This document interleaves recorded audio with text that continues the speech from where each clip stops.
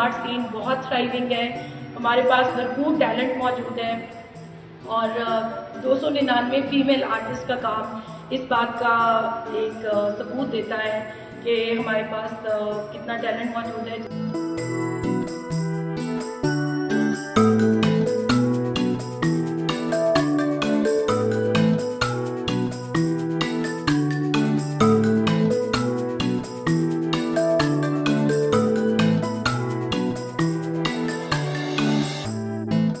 इस टाइम पे आजकल है जहाँ पर हर चीज़ पे एक बैरियर्स लगे हुए हैं, हमारे घूमने फिरने पे बैरियर्स लगे हुए हैं। So in that sense we thought कि हम क्या करें इस एग्जीबिशन का। यंग आर्टिस्ट जो हमारा 15 ईयर्स से एक फीचर चल रहा था, so this time we thought कि क्यों ना हम इसको ऑनलाइन डिजिटल करके पूरी दुनिया में इसको स्प्रेड करें।